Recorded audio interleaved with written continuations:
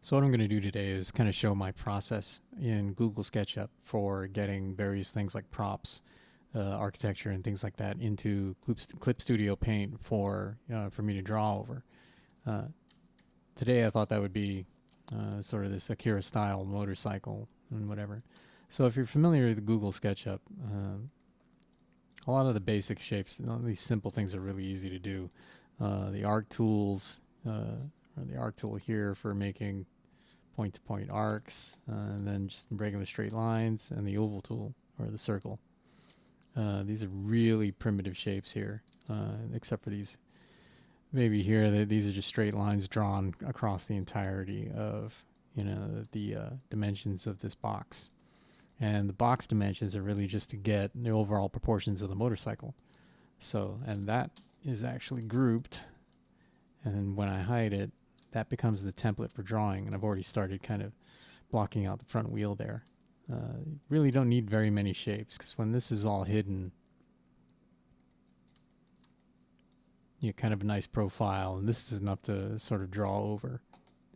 But I want to see my hidden geometry. I've already created a layer. Layer 0 is the template layer, and layer 1 is the layer I'm working on right now. It's selected, so just going to go ahead and draw the rest of the model. If you didn't know, when your entity info is up, you can change the resolution of various primitives like, the circle or arcs.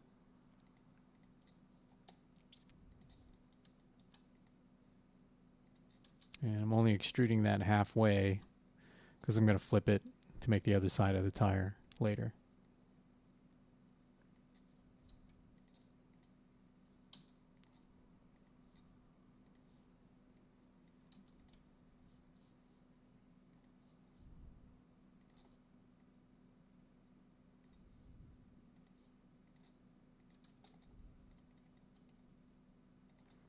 I'm going to make a duplicate of this like I did for the front tire.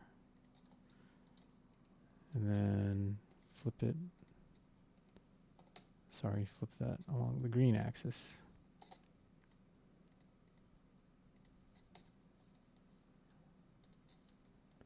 So, I think that'll be good. Actually, if I remember correctly, Akira's motorcycles, a lot of them, especially Kaneda's bike, the proportions for the front and back tires are really kind of something. It really exaggerated, so I'm going to make that a little thicker.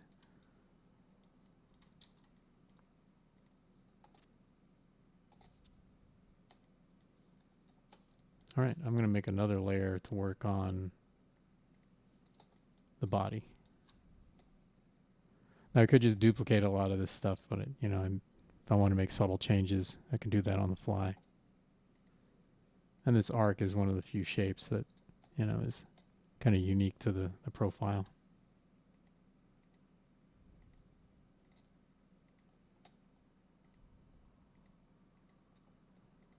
I'm going to make a little change here. I'm actually going to leave that open. I want this to be an arc. Kind of follow somewhat more closely that back tire.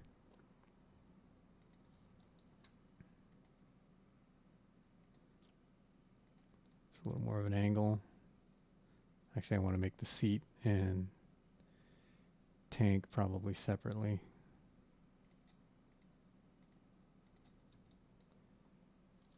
I'm going to see how this works now.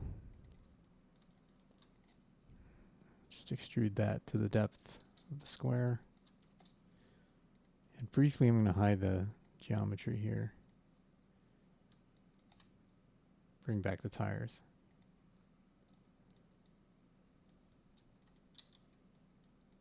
So that's starting to look all right. So for now, I want to bring back the template view.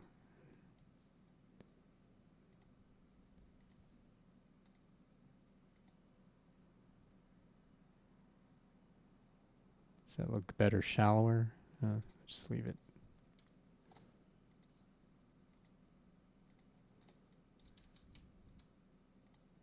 And the tank, I want to, oops.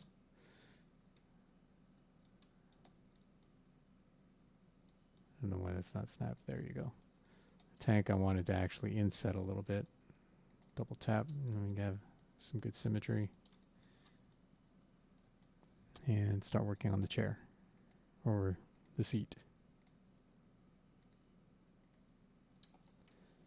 And want to round the top a little bit.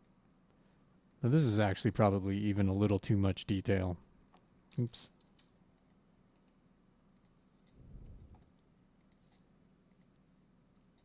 But no, I don't want that.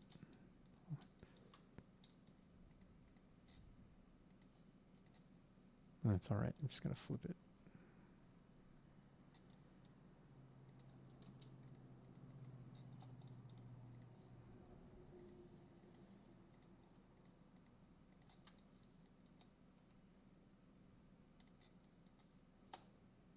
And see if I can close this. And give that a smaller inset from, that should be fine. Reverse.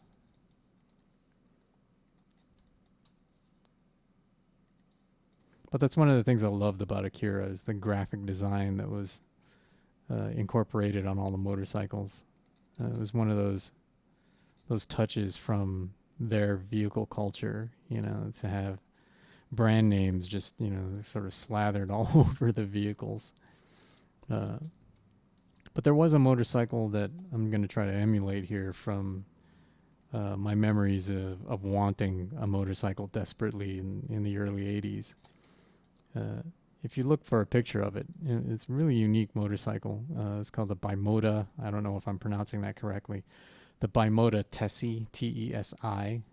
A friend of mine and I were looking through motorcycle magazines, and we saw this thing that had rack and pinion steering, more like a car in the front instead of a standard fork like you would get on, you know, a conventional motorcycle.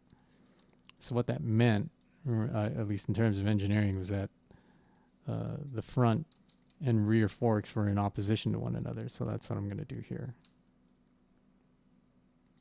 Oops. That didn't constrain correctly, but fix that. There you go. So they were in opposition to one another, kind of like that.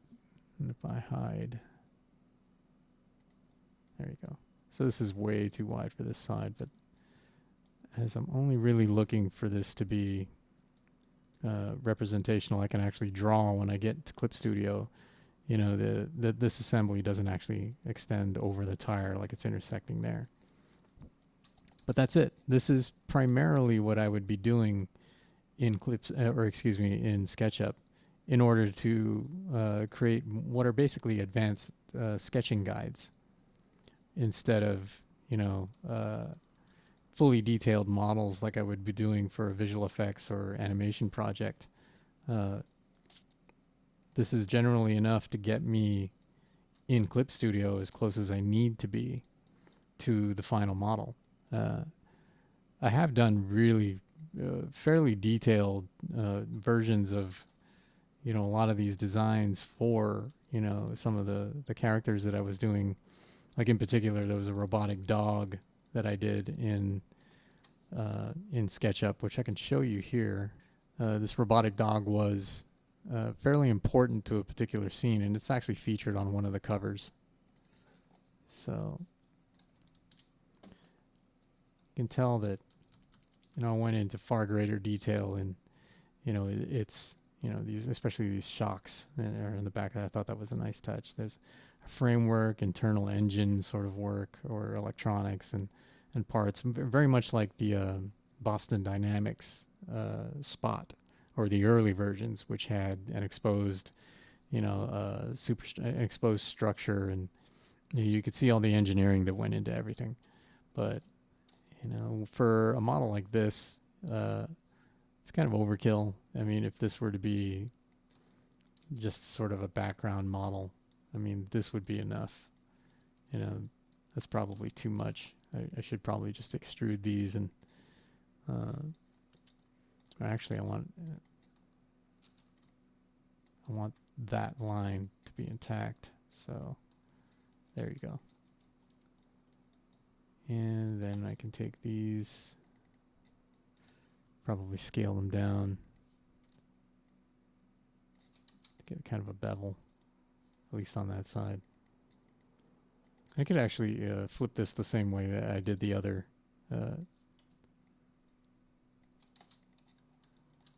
the tires actually, and get the same result. So the last thing that I would probably incorporate is before taking this into Clip Studio. I wouldn't actually take this into Clip Studio as an object, even though that's probably a step I'm going to be doing from now on. Clip Studio just released its own modeler, or at least a means of getting 3D models into Clip Studio, which I started using towards the end of making and coding Bushido.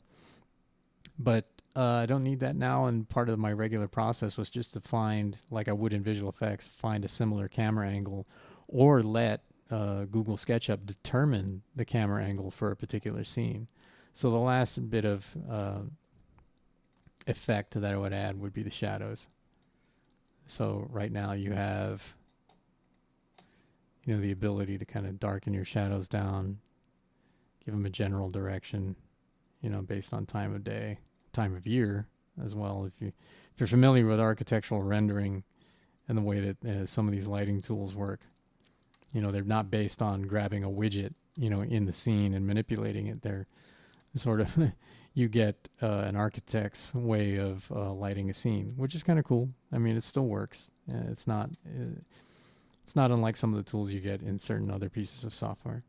But this would be something I would render out as, let's say, 2D graphic, and save that to my directory, and it would just be, a render of this without the axes.